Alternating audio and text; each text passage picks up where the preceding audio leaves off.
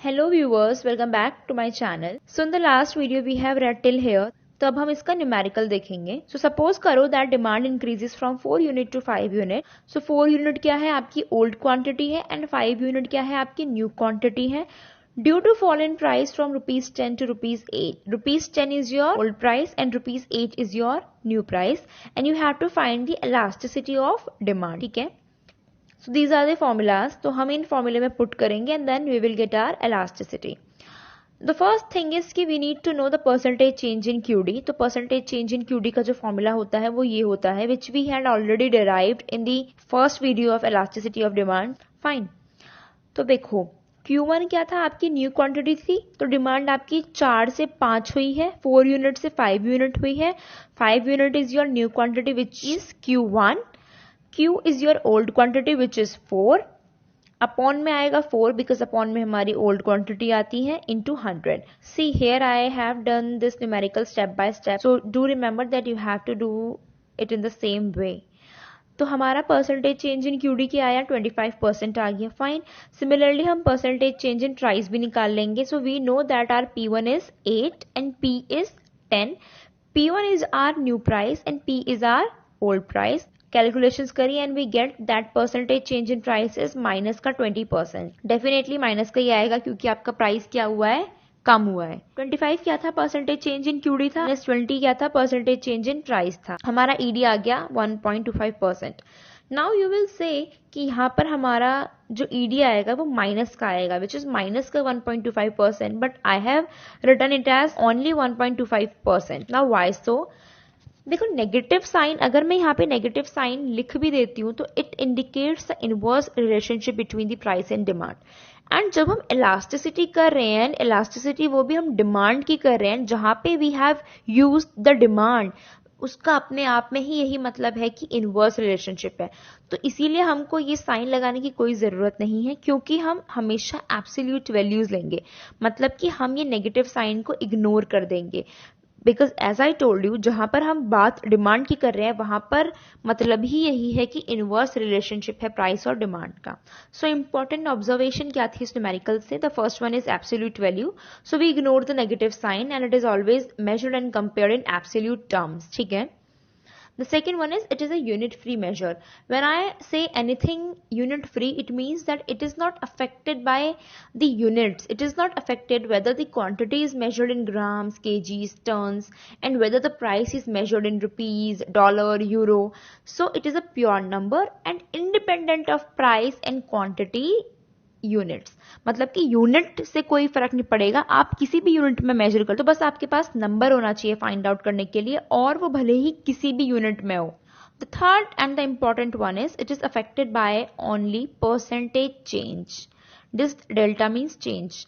अब इसका क्या मतलब है? सी, तो जो हमने क्वेश्चन किया था वो था ये फर्स्ट वाला where are Q is 4, Q1 is 5, P is 8 and P1 is 10 and इससे हमारा ED आया था 1.25. ठीक है. So I have taken the same kind of numerical but इसमें हमने क्वांटिटी को ऑल्टर कर दिया है. क्या मतलब कि जो हमारी पहले जो हमारा न्यू था वो अब हमारा ओल्ड हो गया एंड पहले जो हमारा ओल्ड था वो हमारा न्यू हो गया. तो अगर आप यहाँ पे देखो तो जो एब्सोल्यूट चेंज है मतलब कि आप साइन को भूल जाओ और सिर्फ चेंज देखो तो वो सेम है. क्योंकि फर्स्ट वाले बॉक्स में देखो, फर्स्ट वाले टेबल में देखो कि Q आपका 4 था, Q1 5 था, तो चेंज कितने का आया? 1 का आया. एंड सेकंड वाले टेबल में देखो तो भी आपका Q 5 है, Q1 4 है, तो चेंज कितने का आया? 1 का आया. ठीक है. And similarly with the price change 2 का आया. इलास्टिसिटी ऑफ डिमांड वो दोनों में डिफरेंट आया है. अब ऐसा क्यों? तो इसका ये मतलब है कि जो प्राइस इलास्टिसिटी ऑफ डिमांड है वो एब्सोल्यूट चेंज भले ही डिमांड में हो या प्राइस में हो उससे अफेक्ट नहीं होती है, वो सिर्फ परसेंटेज चेंज से अफेक्ट होती है क्योंकि दोनों का परसेंटेज चेंज डिफरेंट आएगा. ठीक है. तो ये एक बहुत ज्यादा इंपॉर्टेंट ऑब्जर्वेशन है. So as you know that we have done the percentage method, तो हम फर्स्ट वीडियो से परसेंटेज मेथड करते हुए आ रहे हैं and finally it and now we have to move to the geometric method. So geometric method को हम point method भी बोलते हैं and arc method भी बोलते हैं and this method is used to measure the elasticity at a point on the demand curve. मतलब अगर आपको elasticity एक particular point पे निकालनी है तो you can use this method. ED is different at different point on the same straight line demand curve. Now we can calculate ED by geometric method as a ratio of lower segment of demand curve from point to upper segment of demand curve from the same point. So जो important चीज है वो ये है कि ED क्या होता है, lower segment of demand curve upon upper segment of demand curve. जो फ्रॉम पॉइंट वाला चीज थी वो हम अभी समझ जाएंगे. तो ये एक डिमांड कर्व है एंड इस पे मैंने कुछ पॉइंट्स मेंशन करे हैं. वाई एक्सिस पे हमने क्या मेजर करा है, प्राइस, एंड एक्स एक्सिस पे हमने मेजर करा है QD which is quantity demanded. Now see, अगर मुझे ईडी निकालना है ए पॉइंट का which is a mid point, तो पॉइंट ए से देखो लोअर सेगमेंट क्या है. पॉइंट ए से लोअर सेगमेंट आ रहा है ए क्यू एंड पॉइंट ए से अपर सेगमेंट आ रहा है ए पी.